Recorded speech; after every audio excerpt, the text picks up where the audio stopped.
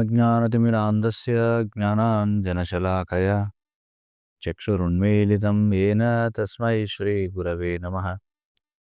నమ ఓం విష్ణుపాదాయ కృష్ణప్రేష్ఠాయ భూతలే శ్రీమతే భక్తివికాసస్వామిన్నితి నామినే. నమ ఓం విష్ణుపాదాయ కృష్ణప్రేష్ఠాయ భూతలే శ్రీమతే భక్తివేదాంత స్వామిన్నితి నామినే. నమస్తే సారస్వతే దేవే గౌరవాణి ప్రచారిణే నిర్విశేష శూన్యవాది పాశ్చాత్యదేశతారిణి. జయ శ్రీ కృష్ణ చైతన్య ప్రభు నిత్యానంద శ్రీ అద్వైత గదాధర శ్రీవాసాది గౌరభక్త బృంద. హరే కృష్ణ కృష్ణ కృష్ణ హరే హరే, హరే రామ రామ రామ హరే హరే.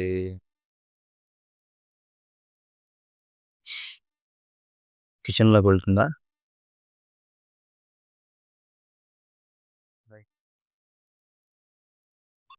కనుక్కోండి. శ్రీ చాణక్యనీతి 6వ అధ్యాయం మొదటి శ్లోకం. శ్రుత్వా ధర్మం విజానాతి శ్రుత్వా త్యజతి దుర్మతిం శ్రుత్వా జ్ఞానమవాప్నోతి శ్రుత్వా మోక్షమవాప్నుయాత్. శ్రుత్వా ధర్మం విజానాతి శ్రుత్వా త్యజతి దుర్మతిం శ్రుత్వా జ్ఞానమవాప్నోతి శ్రుత్వా మోక్షమవాప్నుయాత్. వినడం ద్వారా ధర్మం అనేది అవగాహనలోకి వస్తుంది. అంటే ఆధ్యాత్మిక సూత్రాలు అవగాహనలోకి వస్తాయి వినడం ద్వారా. వినడం ద్వారా దుర్మతి అనేది పోతుంది. దుర్మతి అంటే ఏమిటి? దుష్టమైనటువంటి బుద్ధి పోతుంది. వినడం ద్వారానే వ్యక్తి జ్ఞానవంతుడు అవుతాడు. ఇంకా చెప్పాలంటే వినడం ద్వారానే మోక్షం అనేది పొందబడుతుంది అని చెప్పాలి. ఏం చెప్తున్నారు ఇక్కడ? వినడం ద్వారా ఆధ్యాత్మిక సూత్రాలు అంటే ధర్మం అనేది అవగాహనలోకి వస్తుంది. వినడం ద్వారా దుష్టబుద్ధి అనేది తొలగిపోతుంది. వినడం ద్వారా వ్యక్తి జ్ఞానవంతుడు అవుతాడు. ఇంకా చెప్పాలంటే కేవలం వినడం ద్వారానే మోక్షం అనేది లభిస్తుంది. దురదృష్టవశాత్తు కలియుగంలో ఎవరు చెప్పింది వినరు అన్నమాట. భాష్యం. ఈ శ్లోకంలో చాణక్య పండితుడు ఆధ్యాత్మిక జీవితంలో సరైనటువంటి ప్రామాణికుల నుండి శ్రవణం చేయడం యొక్క ప్రాముఖ్యతను నొక్కి చెబుతున్నాడు అన్నమాట.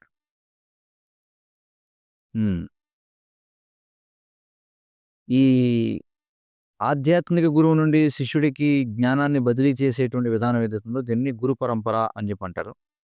అది వినయపూర్వకంగా శ్రవణం చేయడంపై ఆధారపడి ఉంటుంది. శ్రీల ప్రభుపాద భగవద్గీత యథాతథానికి ఆయన ఇచ్చినటువంటి పరిచయంలో ఈ గురు శిష్య పరంపర యొక్క ప్రాముఖ్యతను గురించి వివరిస్తారు. ప్రభుపాద వారు చెప్తున్నారు, 4 ప్రామాణికమైనటువంటి సాంప్రదాయాలు ఉన్నాయి.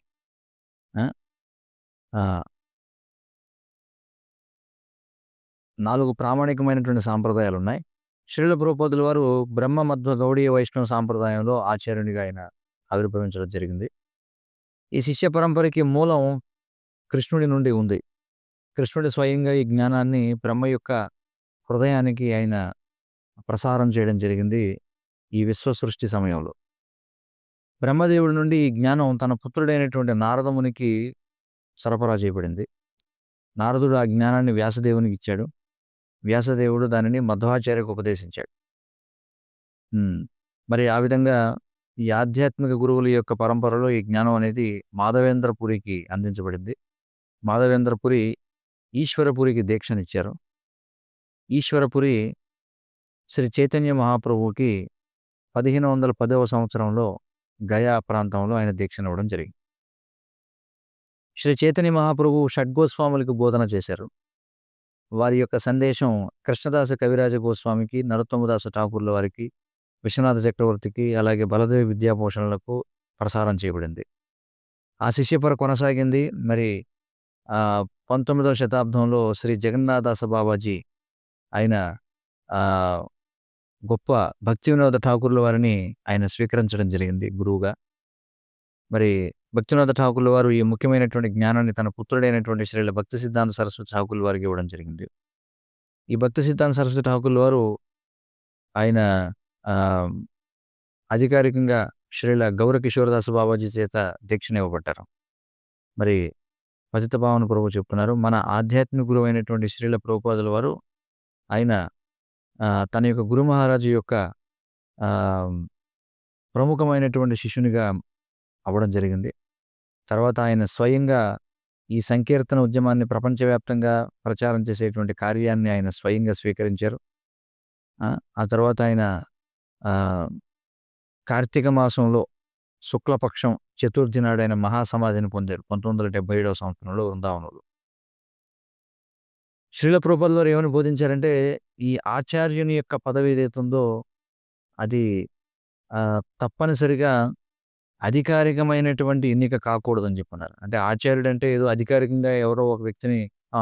ఇక ఇతను ఆచార్యుడు ఇవాల్టి నుంచి అని ఎన్నుకునేది కాదు. ఆచార్యుడనేవాడు తన యొక్క లక్షణాల ద్వారా పైకొస్తాడు. ఆ! కాబట్టి ఆహ్, తర్వాత ఆచార్యుడు ఎవరు అంటే, ఎవరైతే చాలా జాగ్రత్తగా వింటారో వారే తర్వాత ఆచార్యులవుతారని మనం చెప్పొచ్చు. ఎవరైతే జాగ్రత్తగా వింటారో వారు ఆ ఉపదేశాలను ఎలాంటి మార్పు లేకుండా దాన్ని ముందుకు తీసుకెళ్తారో, పూర్తి విశ్వాసంతో వారేదైతే విన్నారో తమ యొక్క ఆధ్యాత్మిక గురువు నుండి ఆ ఉపదేశాలను వారు జాగ్రత్తగా ముందుకు తీసుకెళ్తారో దాన్ని ఆచరణలో పెడతారు. వాళ్ళే తర్వాత ఆచార్యులవుతారు. కృష్ణుడు ఈ సాంప్రదాయ విధానం యొక్క ప్రాముఖ్యత గురించి భగవద్గీతలో వివరిస్తాడు. అర్జునుడితో అంటాడు కృష్ణుడు ఏమంటాడంటే, భగవద్గీత 4వ అధ్యాయం 2, 3 శ్లోకాల్లో. హ్మ్. ఈ పరమోన్నతమైనటువంటి యోగ శాస్త్రం ఏదైతే గురు శిష్య పరంపర ద్వారా పొందబడిందో, ఆ తర్వాత దాన్ని రాజర్షులైనటువంటి వారు ఆ విధంగా అర్థం చేసుకున్నారు గురు శిష్య పరంపరలో. కానీ కాలక్రమంలో ఈ పరంపర అనేది విచ్ఛిన్నమైంది. అందుచేత ఈ శాస్త్రం ఇది ఆహ్, కోల్పోబడినట్లుగా అనిపించింది. నష్టమైనట్టుగా ఈ శాస్త్రం నష్టమైనట్టుగా అనిపించింది. మరి ఆ అత్యంత ప్రాచీనమైనటువంటి శాస్త్రం ఏదైతే ఉందో, భగవంతునితో జీవునికి గల సంబంధాన్ని తెలియజేసేది, ఈరోజు అది నా చేత నీకు చెప్పబడుతుంది.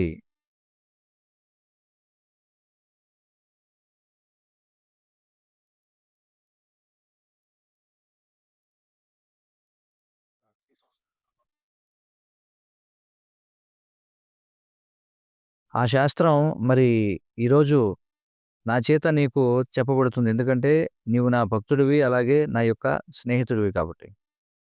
అందుచేత నువ్వు ఈ శాస్త్రం యొక్క దివ్యమైనటువంటి రహస్యాన్ని అర్థం చేసుకోగలవు అని చెప్పి కృష్ణుడు అర్జునుడికి చెప్పడం జరిగిందనమాట. ఇది మొదటి శ్లోకం. రెండవ శ్లోకం.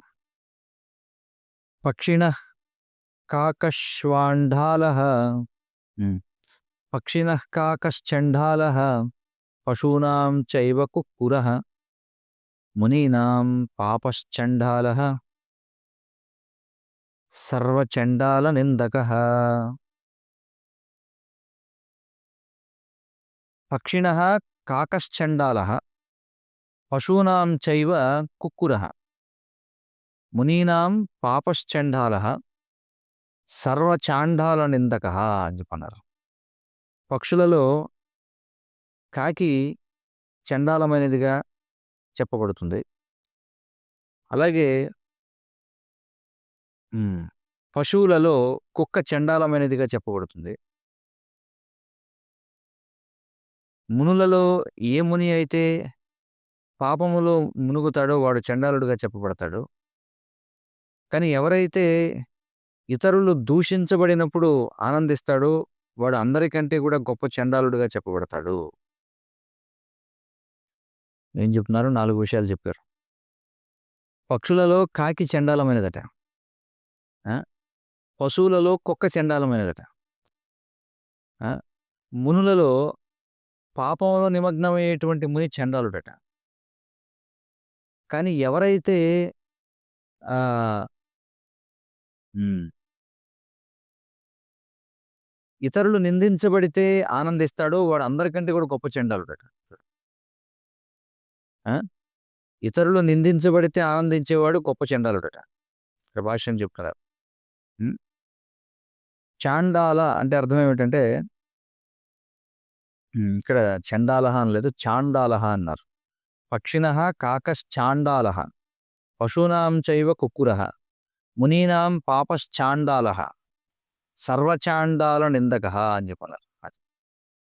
కాబట్టి చాండాలుడంటే ఎవరు? కుక్కను తినేవాడు చాండాలుడు. ఆ! జార్జ్ బెర్నార్డ్ షా అనేవాడు చెప్పేవాడట. ఏమంటే, "నువ్వు ఏదైతే తింటావో అదే నీవు" అని చెప్పన్నాడు.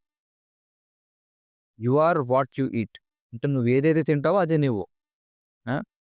మరి కుక్కను తినేవాడు మనుషులలోనే నరాధముడిగా చెప్పబడతాడు. అంటే కుక్కను తినేవాడు నరాధముడిగా చెప్పబడతాడు. హ్మ్. హ్మ్. 1960లో తీసినటువంటి ఒక లఘు చలనచిత్రం 'మోండో కేన్' అనేటువంటి దానిలో మరి ఆహ్, ఏమంటారు వాటిని? కుక్కల పెంపకశాలను చూపించారట చూడండి. కుక్కల పెంపకశాలలు ప్రముఖంగా కనిపించాయట. 1960లో తీసిన ఒక లఘు చలనచిత్రం 'మోండో కేన్' అనే దానిలో. వియత్నాం యుద్ధం గడిచిన తర్వాత ఎప్పుడైతే ఎంతోమంది దక్షిణ ఆసియా వారు అమెరికాలో స్థిరపడ్డారో ఆహ్, కాలిఫోర్నియా పరిసరాల నుండి పెంపుడు కుక్కలన్నీ కూడా మాయమైపోతూ ఉండేవట. వియత్నాం యుద్ధం తర్వాత ఎప్పుడైతే దక్షిణాసియా వారు అమెరికాలో స్థిరపడ్డారో అప్పుడు కాలిఫోర్నియా పరిసరాల నుండి పెంపుడు కుక్కలన్నీ కూడా మాయమైపోతుండేయట. మరి స్థానిక ప్రభుత్వాలు ఆహ్, ఏం చేశాయంటే అలా కుక్కలను ఎత్తుకెళ్ళిపోయే వారిని శిక్షించే కంటే వారికి శిక్షణ ఇవ్వాలని కోరుకున్నారట. ఎందుకంటే వీళ్ళని శిక్షించి ప్రయోజనం లేదు. వీళ్ళకి శిక్షణ ఇవ్వాలనుకున్నారు. ఆ! మరి ఈనాటికి కూడా ప్రపంచంలోని వివిధ భాగాలలో కుక్కలను తినడం అనేది కొనసాగుతూ ఉంది. ఆ! ఆహ్, ఇక్కడేం చెప్తున్నారంటే అమెరికా యొక్క జాతీయ ఆహారం ఏమిటది? హాట్ డాగ్ అంట దాని పేరు. అమెరికా జాతీయ ఆహారం హాట్ డాగ్ అనేది కొన్నిసార్లు ఆహ్, దేనితో తయారబోయే దేనితో తయారవుతుందంటే తినగా మిగిలిపోయినటువంటి మాంసం ఏదైతే ఉంటుందో ఆ! ఆహ్, హ్మ్. అవి ఎలా తయారవుతుందో ఇక్కడ చెప్తున్నారు. తినగా మిగిలిపోయినటువంటి మాంసం హ్మ్. ఆ! ఇక్కడ ఒక పదం వాడారు. ఒకసారి చూద్దాం దాన్ని. అర్థం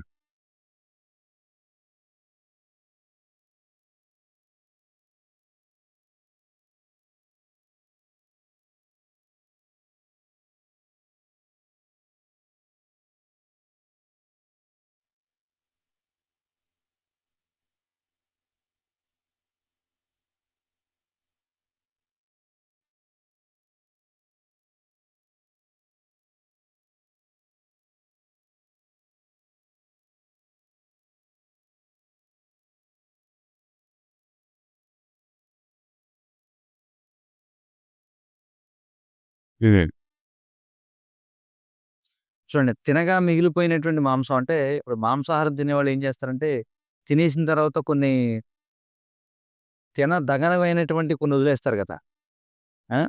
వాటన్నిటిని ఏం చేస్తారంటే బాగా నూరేసి వాటిని పంది పేగుల్లో కూరతారట. వాటిని పంది పేగుల్లో కూరి ఆహ్, దానితో తయారు చేయబడతాయట ఈ హాట్ డాగ్ అనేటువంటిది. ఆ! కొన్నిసార్లు దానితో తయారు చేస్తారట. కానీ దాన్నేం జేస్తారంటే ఒక చక్కటి ప్యాకేజ్‌లో దాన్ని అమ్మడం ద్వారా దానిని పవిత్రీకరిస్తారట చూడండి. ఆ! చక్కటి ప్యాకేజీలో అమ్మడం ద్వారా పవిత్రీకరిస్తారట. ఆ ప్యాకింగ్ మీద నవ్వుతున్నటువంటి పంది బొమ్ముంటుందట. పంది నవ్వుతున్నట్టుగా ఒక బొమ్ముంటుంది దాని మీద. ఆ! కాబట్టి ఇలాంటి వాళ్ళందరూ కూడా సంక్లిష్టమైన వస్త్రాలు ధరించిన చాండాలులు అని జెప్పి అంటారండి వీళ్ళంతా చూడండి. అది. హాట్ డాగ్ అనేది మీకు తెలిసే ఉంటుంది గదా! కాబట్టి హాట్ డాగ్ అనేది వాటితో తయారు చేస్తారట. తినగా మిగిలిపోయినటువంటి ముడుసు ముక్కలు, బొయిక ముక్కలు ఏవైతే ఉంటాయో, అలాంటివన్నీ కూడా బాగా నూరి దాన్నేం చేస్తారంటే, చాలా చక్కగా అందంగా పంది పేగుల్లో కూరతారు కదా! ఆ! కూరి దాంతో తయారు చేస్తారు. దాన్ని చక్కగా మంచి నీట్‌గా ఉన్న ప్యాకేజ్ మీద నవ్వుతున్న పంది బొమ్మ వేసి దానిలో అమ్ముతారు. వీళ్ళందరూ గూడా ఆహ్, ఏమన్నారంటే సంక్లిష్టమైన వస్త్రాలు ధరించిన చాండాలులు అని జెప్పి అంటున్నారు వీళ్ళంతా. ఆ! హ్మ్.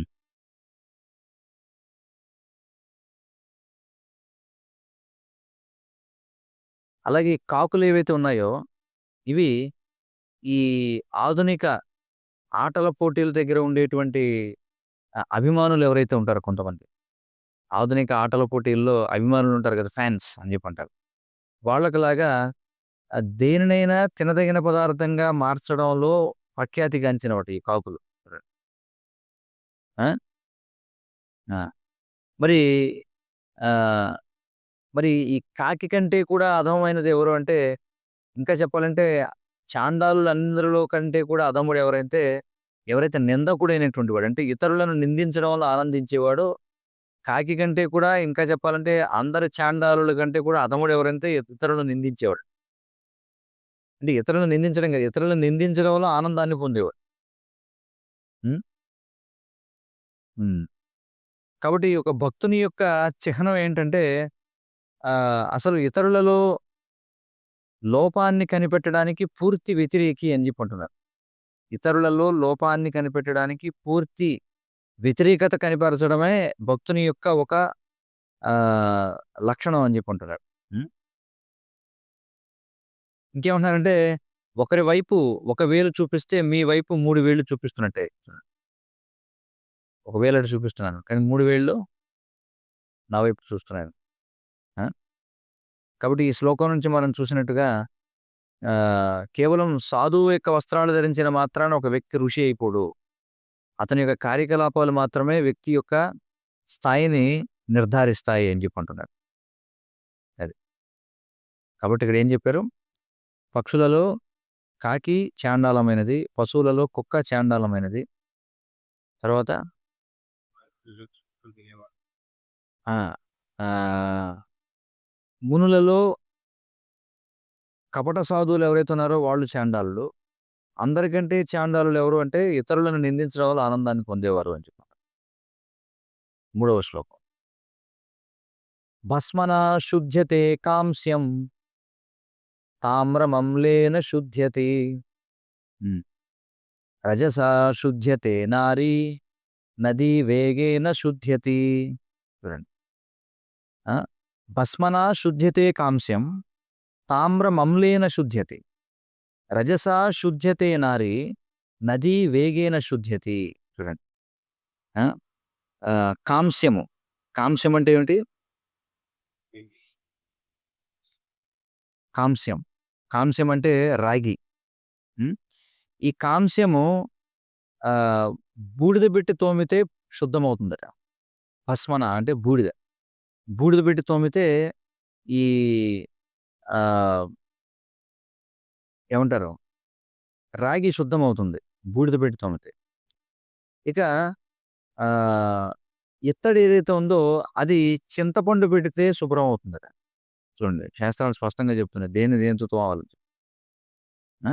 మనం వాడేటువంటి ఇతర పాత్రలు ఏవైతే ఉన్నాయో అవి చింతపండు పెట్టి తోమితే అవి శుద్ధమవుతాయి. తామ్రం అమ్లేన శుద్ధ్యతి. ఆ! తర్వాత నెలసరి ద్వారా స్త్రీ శుద్ధమవుతుందట. నెలసరి వస్తుంది కదా స్త్రీలకి. ఆ నెలసరి ద్వారా నెలసరి అయిపోయిన తర్వాత స్త్రీ శుద్ధమవుతుంది. అలాగే ప్రవాహం ద్వారా నది పవిత్రమవుతుంది అని చెప్పన్నారు. 4 విషయాలు చెప్పారు. ఏమిటది? కాంస్యం బూడిద ద్వారా పరిశుభ్రమవుతుంది. చింతపండు ద్వారా ఇత్తడి పరిశుభ్రమవుతుంది. ఆ! అలాగే స్త్రీ నెలసరి ద్వారా పరిశుభ్రమవుతుంది. నది ప్రవాహం ద్వారా పరిశుభ్రమవుతుంది. అందుకే మనం ఎప్పుడైతే ఈ ప్రవాహం లేనప్పుడు మనం చెయ్యం స్నానం. ఎందుకని? ఎందుకంటే ఇది పరిశుభ్రంగా ఉండదు కాబట్టి. ఎప్పుడైతే ప్రవాహం ఎంత వేగంగా వెళుతుందంటే అంత పవిత్రంగా ఉన్నట్టు నది ఎప్పుడు కూడా ప్రవాహం. భాష్యం. మను సంహిత ఈ చిట్టాకి మరొకటి జోడిస్తుందట. ఏముంటది? బ్రాహ్మణుడు ఎప్పుడు పవిత్రుడవుతాడట అంటే, ఎప్పుడైతే అతడు వైరాగి అవుతాడో అప్పుడు బ్రాహ్మణుడు పవిత్రుడవుతాడు. ఆ!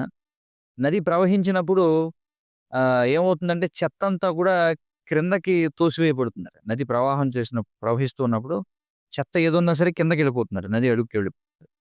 ఆ! కాబట్టి అది సహజంగా నీటిని పరిశుభ్రం చేసేటువంటి విధానం అది. ప్రవహిస్తూ ఉంటే ఆ విధంగా ఆహ్, నీరు పవిత్రం అవుతూ ఉంటుంది. మరి ఆహ్, స్త్రీ యొక్క ఈ నెలసరి దాని యొక్క కారణం ఏమిటనేది మనకు భాగవత పురాణంలో చెప్పబడింది. 6వ స్కందం 9వ అధ్యాయం 9వ శ్లోకం. స్త్రీ యొక్క నెలసరికి కారణం ఏమిటనేది. ఆ! మరి పైన చెప్పబడినటువంటి పవిత్రీకరణ విధానాలన్నీ కూడా భౌతికమైనవి. ఆ! కానీ భక్తుడు కృష్ణ చైతన్యం ద్వారా తన హృదయాన్ని పవిత్రం చేసుకోవడంలో అత్యంత ఆసక్తిని కలిగి ఉంటాడు. చైతన్య మహాప్రభు తన శిక్షాష్టకంలో పాడినట్టుగా ఏమంటున్నారాయన?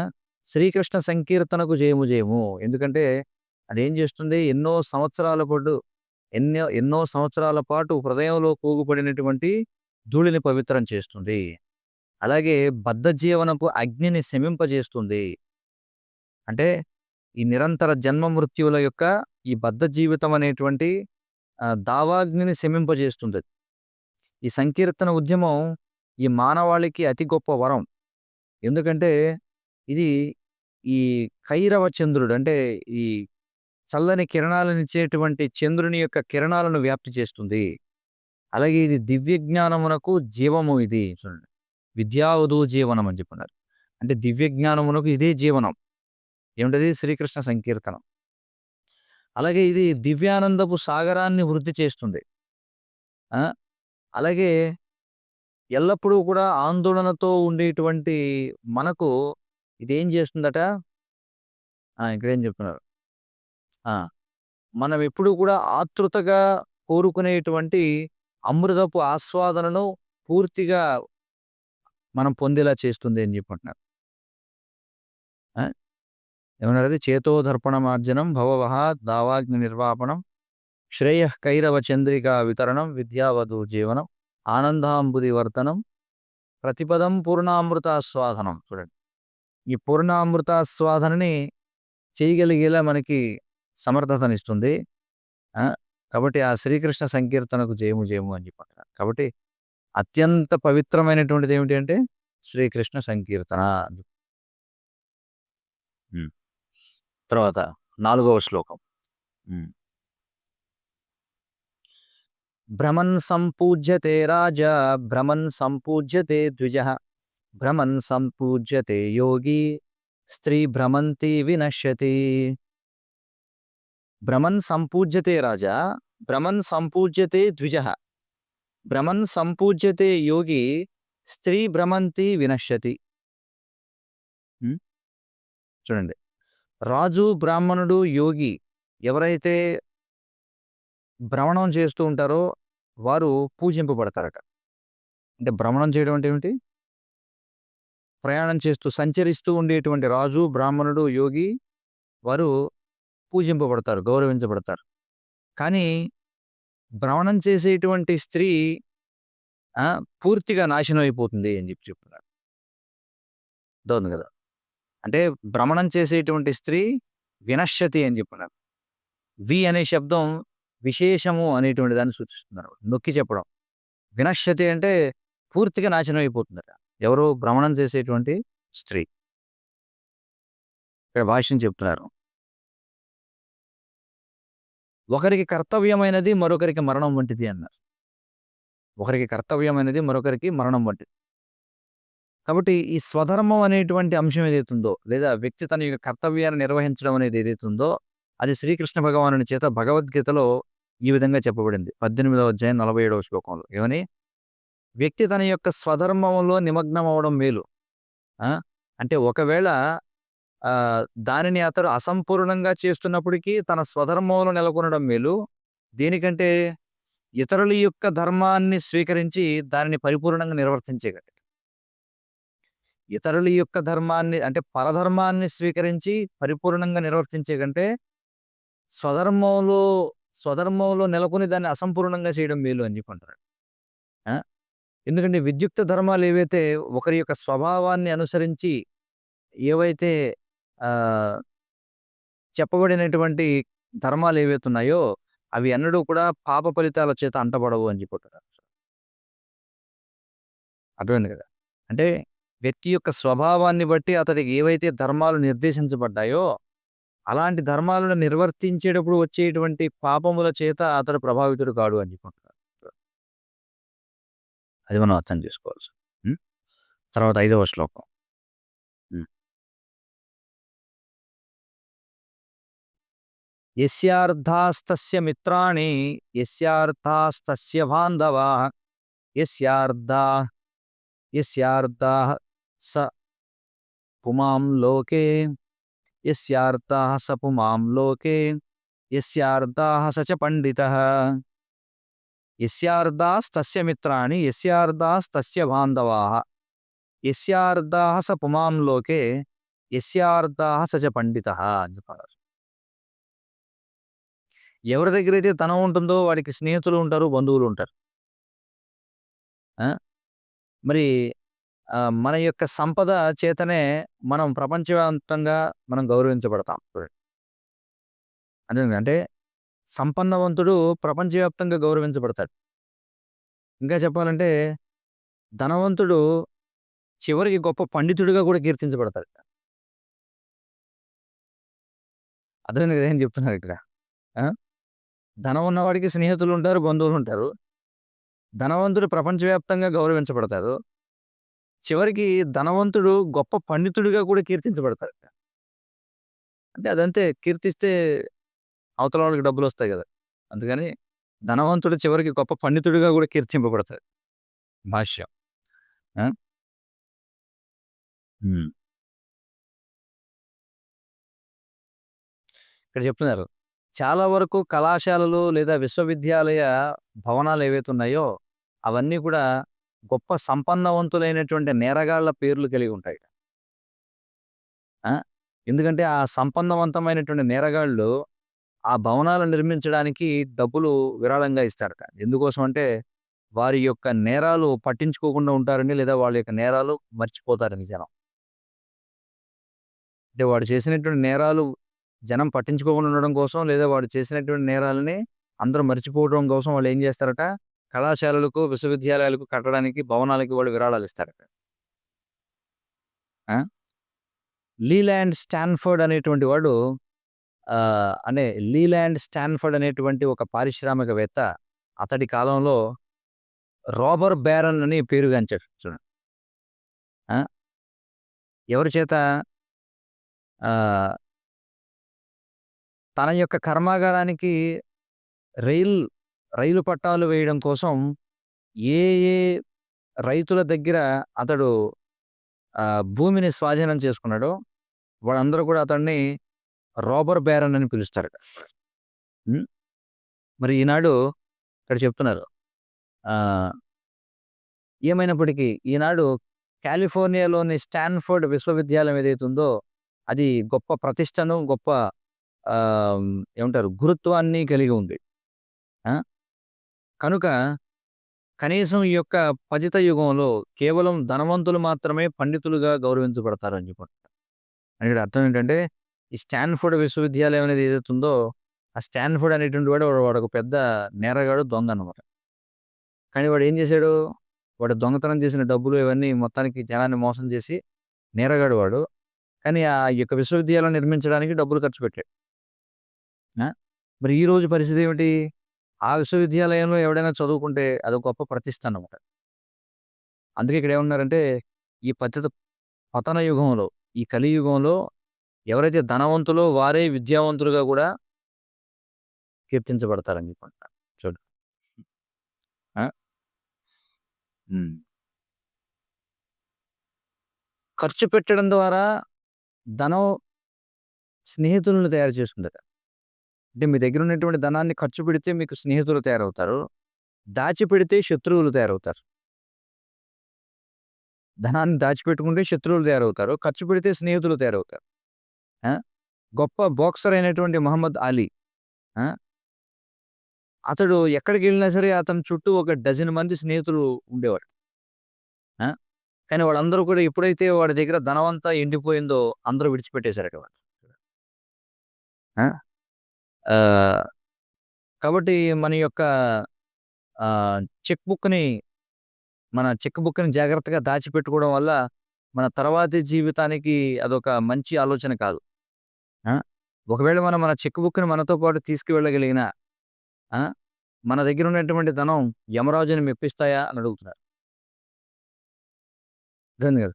యమరాజు దగ్గరికి తీసుకెళ్ళి ఆయన శిక్షలు వేసేటప్పుడు ఇలా జేబులోంచి ఎలాగో తీసుకువెళ్ళలేం మనం. కానీ ఒకవేళ తీసుకెళ్ళగలిగినా, మన దగ్గర ఉన్నటువంటి బ్యాంక్ బ్యాలెన్స్ చూసి యమరాజు ఏమన్నా మెప్పు పొందుతాడా ఏంటి మనం? మెప్పించలేం గదా! ఆ!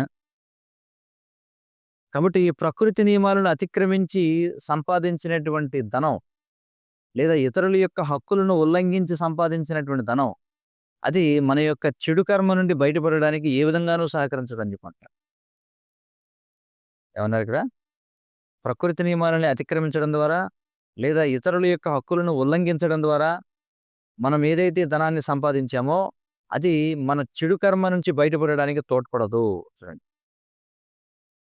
ఇంకేమంటున్నారంటే, తన యొక్క ధనాన్ని వాడి ఆ! నరక మార్గం నుంచి తప్పించుకోగలిగినటువంటి సంపన్నవంతుడు ఇంకా పుట్టాల్సి ఉంది అని చెప్పి అంటున్నారు. అర్థమైంది కదా దానర్థం? సంపాదించినటువంటి ధనంతో నరకాన్ని తప్పించుకోగలిగినటువంటి ధనవంతుడు ఇంకా పుట్టలేదని చెప్పి అంటున్నారు. లేదా ఇంకా పుట్టాల్సి ఉంది. అంటే ఇంకా ఎవడు పుట్టలేదనమాట. అది. అంటే తాను సంపాదించినటువంటి ధనాన్ని ఉపయోగించి ఎవడు కూడా నరకాన్ని తప్పించుకోలేడని చెప్పి అంటున్నారు. హ్మ్.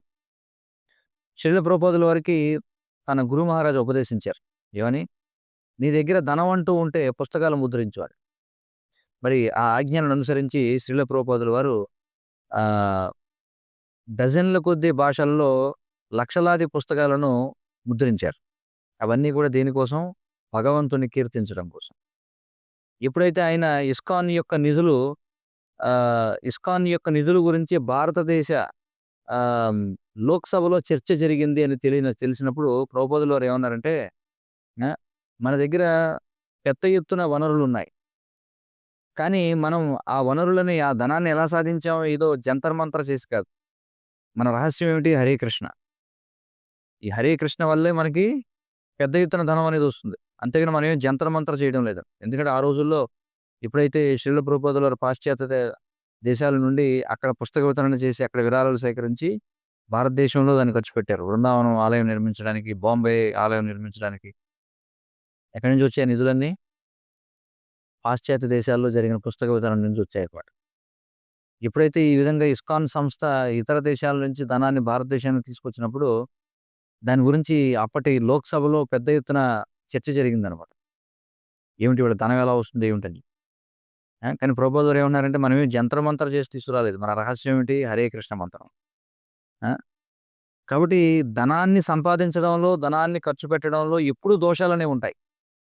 దోషం లేకుండా ఉండదు. ధనం సంపాదించడంలో, ధనాన్ని ఖర్చు పెట్టడంలో. అందుచేతనే ధనాన్ని కృష్ణుని యొక్క సేవలో వినియోగించడం ద్వారా తప్పనిసరిగా దాన్ని పవిత్రం చేయాలి. ఆ! ఇక్కడ చెప్తున్నారు. ఇస్కాన్ యొక్క సభ్యులు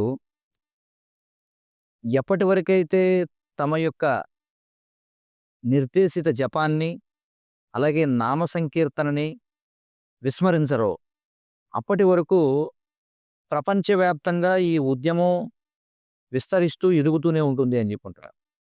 అంటే మన వ్యక్తిగత సాధన ఏమిటి? హరే కృష్ణ మంత్రం జపం చేయడం. మరి ప్రచారం ఏమిటి? నామ సంకీర్తనం చేయడం, పుస్తక వితరణ చేయడం.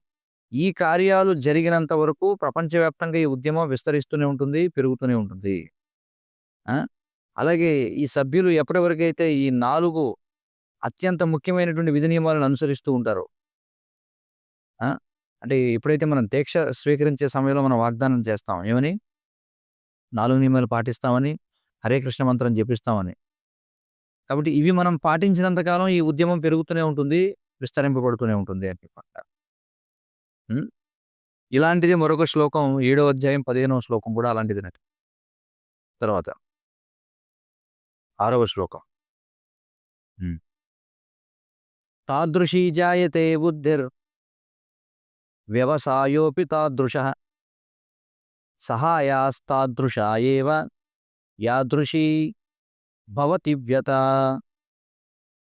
యాదృశీ భవితవ్యత తాదృశీ జాయతే బుద్ధిర్ వ్యవసాయోపి తాదృశః సహాయాస్తాదృశ ఏవ సహాయాస్తాదృశ ఏవ యాదృశీ భవితవ్యత అని చెప్పన్నారు. ఏమన్నారంటే హ్మ్.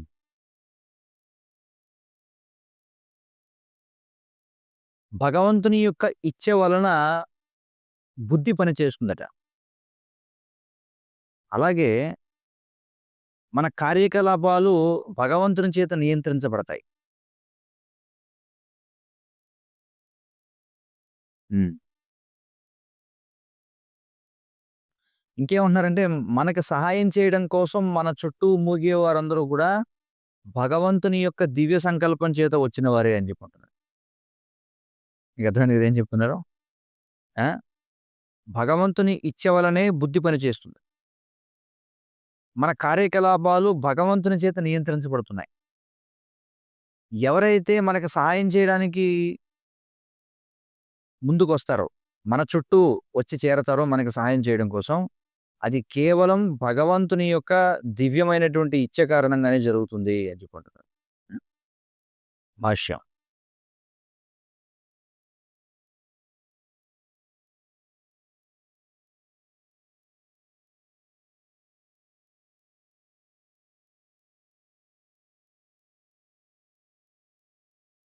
హ్మ్.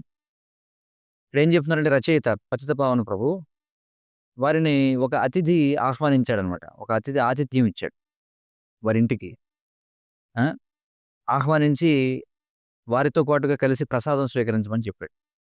స్వీకరించమని చెప్పినప్పుడు ఆయన ఒక మాట అన్నాడట. ఏమన్నాడంటే, "మీ పళ్ళెంలో ఉన్నటువంటి ప్రతి బియ్యపు గింజపై మీ పేరుంది" అని చెప్పన్నాడట.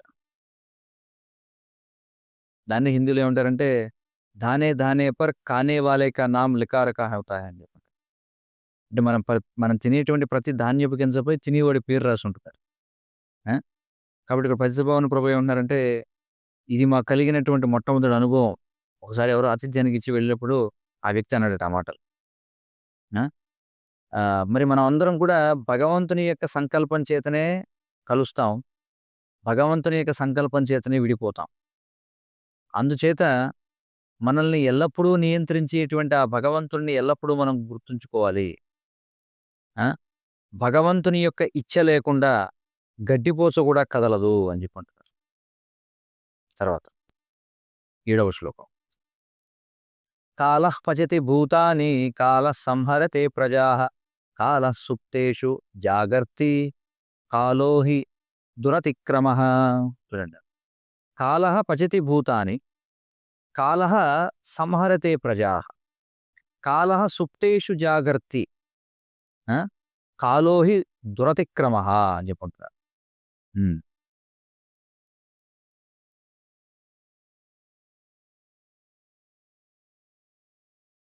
కాలమే సకల జీవులను పరిపూర్ణులను చేస్తుంది.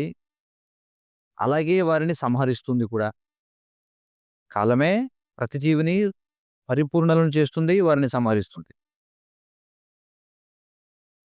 అందరూ నిద్రపోతున్నప్పుడు కాలమే జాగృతంగా ఉంటుంది. అందరూ నిద్రపోతున్నప్పుడు కాలమే జాగృతంగా ఉంటుంది. ఆ! నిజంగా కాలమే దురతిక్రమమైనటువంటిది. అంటే అతిక్రమించ శక్యం కానటువంటిది కాలమే అని చెప్పి హ్మ్. భాష్యం చెప్తున్నారు. శ్రీకృష్ణ భగవానుడు అంటున్నాడు. ఏమంటున్నాడు? ఆహ్,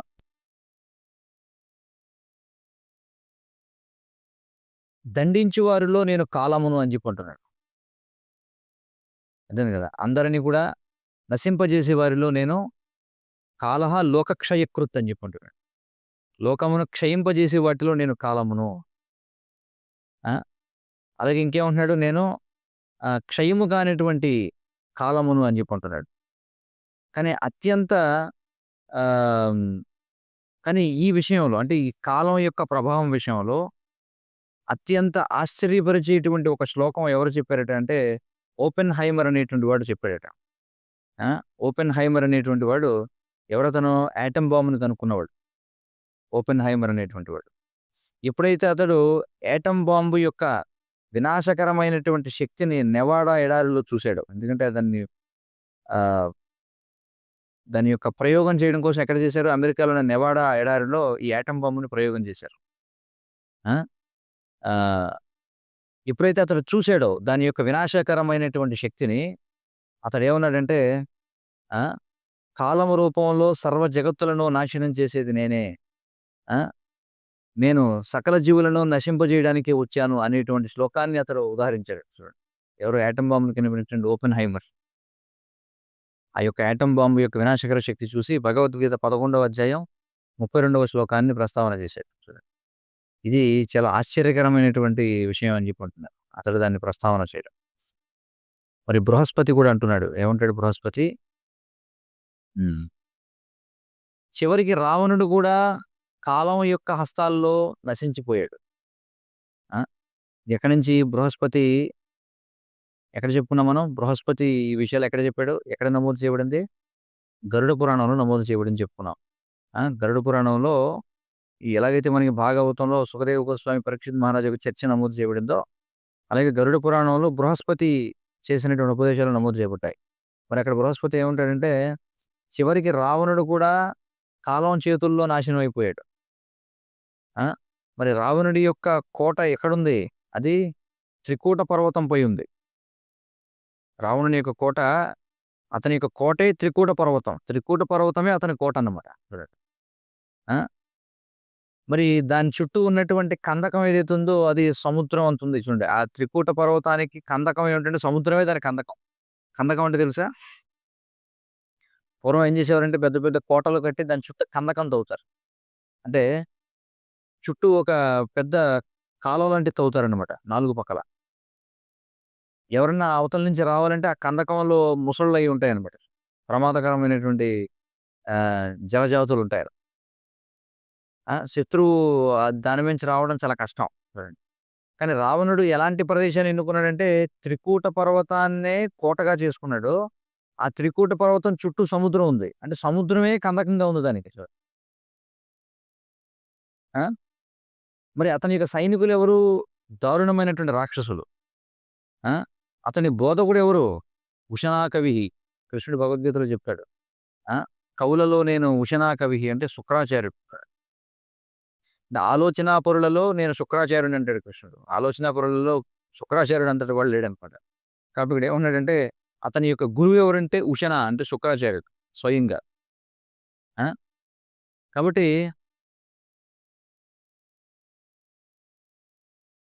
ఇక్కడేం చెప్తున్నారంటే ప్రతీదీ కూడా ఆ!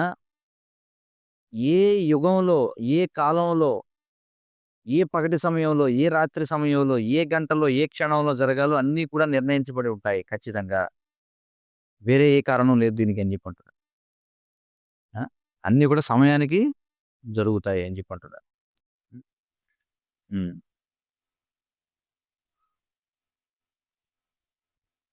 ఇక్కడేం చెప్తున్నారంటే ఆహ్,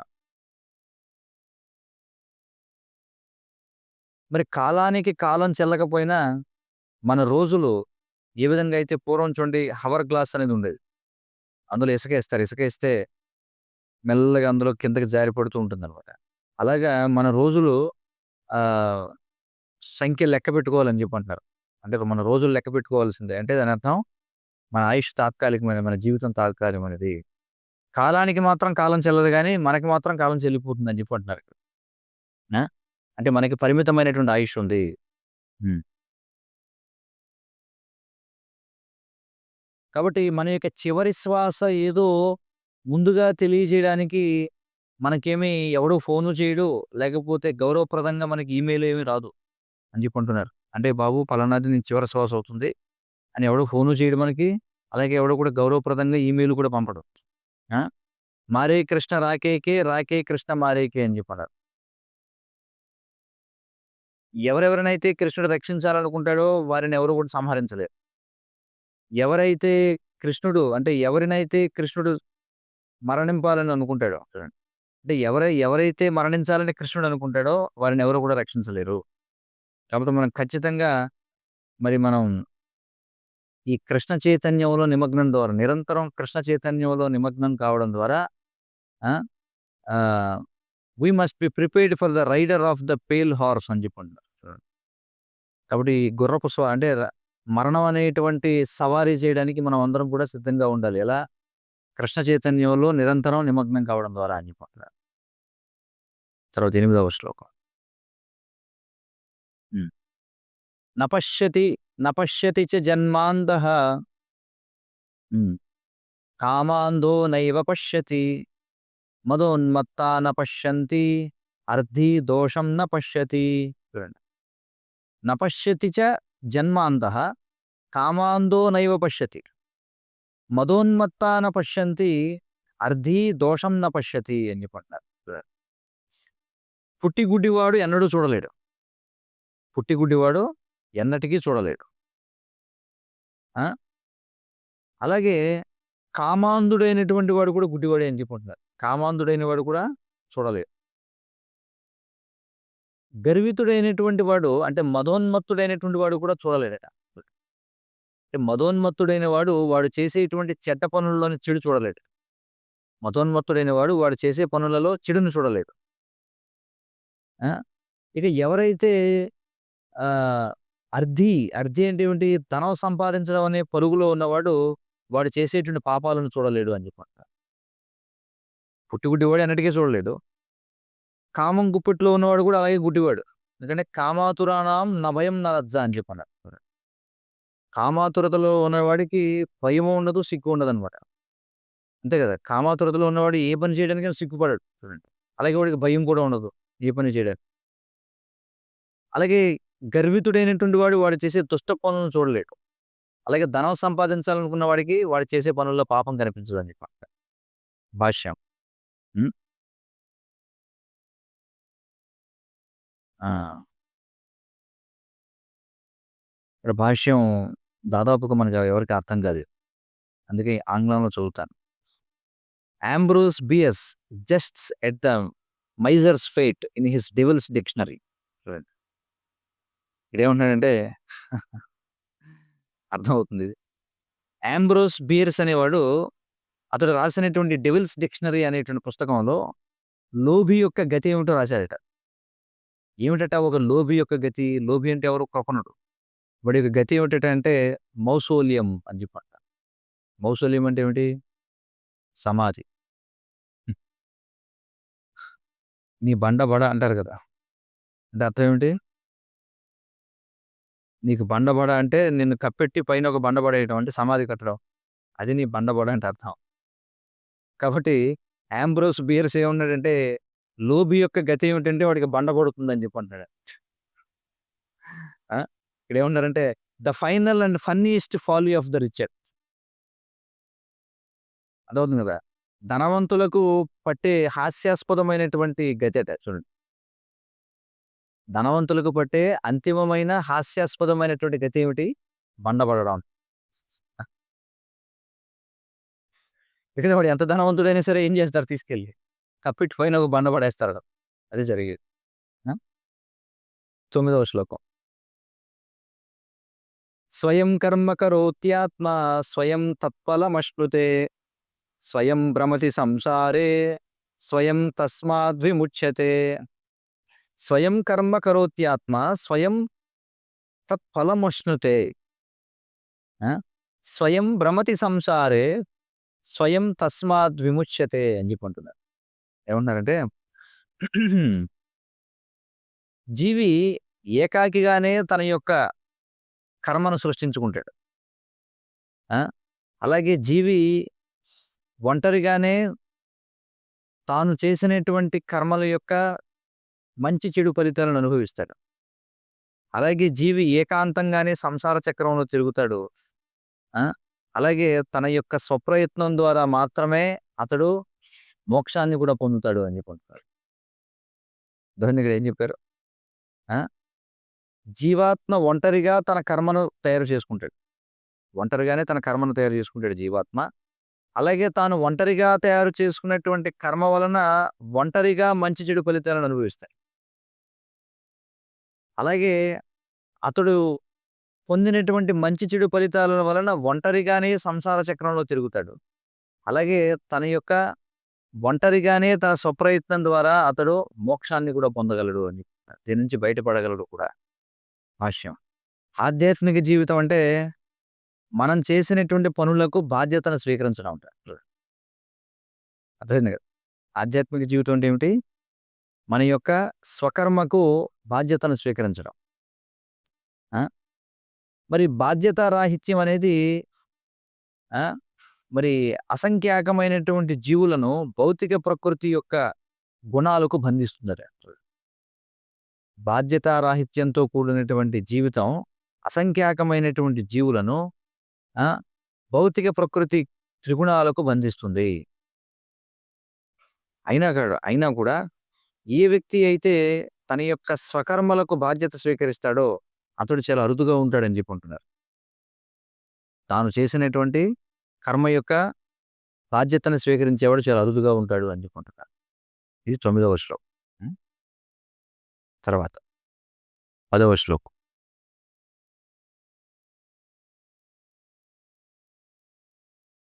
హ్మ్.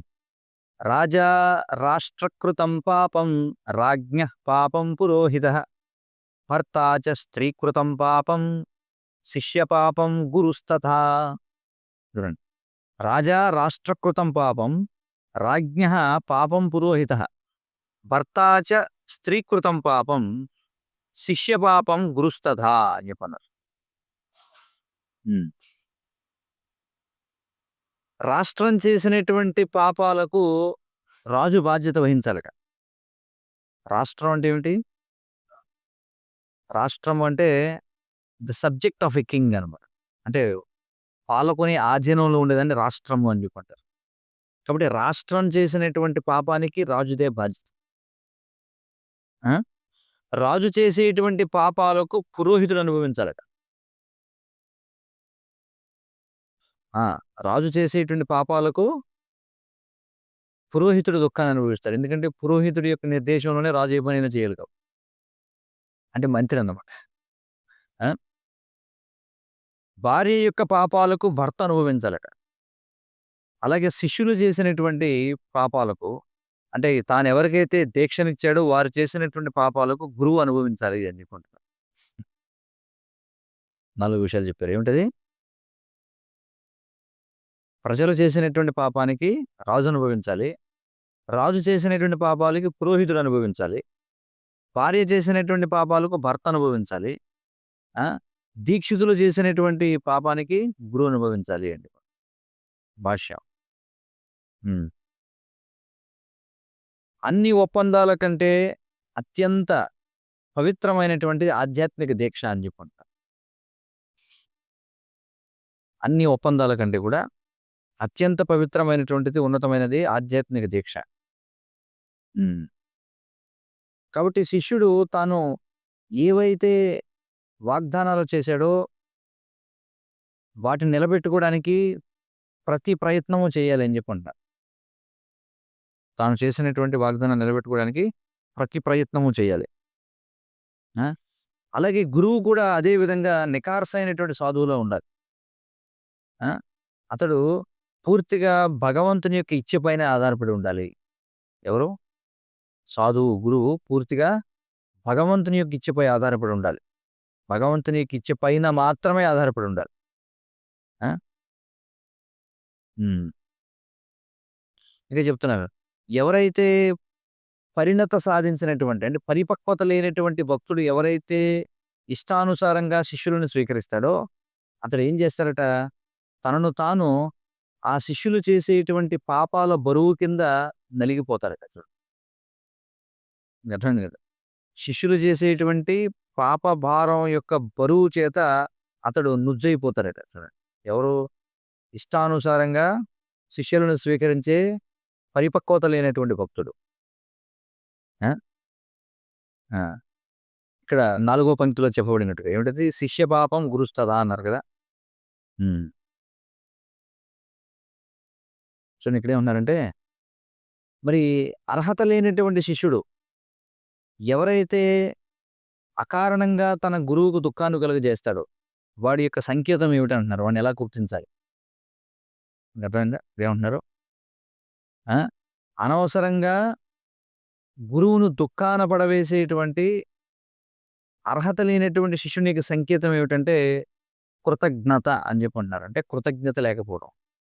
కృతజ్ఞత లేకపోవడం అనేది వాడి సంకేతం అనమాట.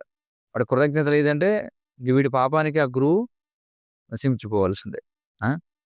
మరి ఆ విధమైనటువంటి గురుద్రోహుల గురించి మనువు చెబుతున్నాడు చూడండి. గురుద్రోహులు అంటే ఎవరు? కృతజ్ఞతా శూన్యులైనటువంటి శిష్యుల గురించి మనువు ఏం చెప్తున్నాడంటే మను సంహితలో చెప్పబడింది. చూడండి. గురువుకి దుఃఖాన్ని కలగజేయడం ద్వారా ఆ విధమైనటువంటి శిష్యుడు గాడిదగా పుడతాడట. ఆ! ఆహ్, అలాగే గురువుని నిందించడం వలన తర్వాత జీవితంలో కుక్కగా పుడతారట.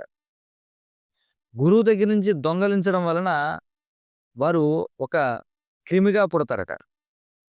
ఆ! అలాగే గురువు పట్ల అసూయ చూపించిన వారు కీటకంగా పుడతారు. ఏం చెప్పారో మళ్ళీ చెప్తున్నాను చూడండి. ఆ! చూడండి తన గురువుని పక్కదారి పట్టించడం వల్ల అంటే తన గురువుని పెడద్రోవ పట్టించడం వల్ల, అంటే మోసం చేయడం వల్ల వాడు గాడిదగా పుడతాడు శిష్యుడు. గురువుని నిందించడం వలన మరుజన్మలో కుక్కగా పుడతాడు. గురువు దగ్గర నుంచి దొంగలించడం వలన తరువాతి జీవితంలో వాడు పురుగుగా పుడతాడు. అలాగే గురువు పట్ల అసూయ కలిగి ఉండడం వల్ల వాడు ఒక కీటకంగా పుడతాడని మనుస్మృతిలో మనువు చెప్తున్నారనమాట. హ్మ్. హరే కృష్ణ, కృష్ణ కృష్ణ హరే హరే, హరే రామ, రామ రామ హరే హరే. శ్రీ చాణక్య నీతి శాస్త్రం की जय, శ్రీ చాణక్య పండితునికి జయ, శ్రీల ప్రభుపాద की जय. వాంఛాకల్పతరుభ్యశ్చ కృపాసింధుభ్యో పతితానాం పావనేభ్యో వైష్ణవేభ్యో నమో నమః. సంసారదావానలీలలోకానాయ కారుణ్య ఘనాఘనత్యం సకలగుణార్ణవచ్చ వందే గురశ్రీచరణారవిందం.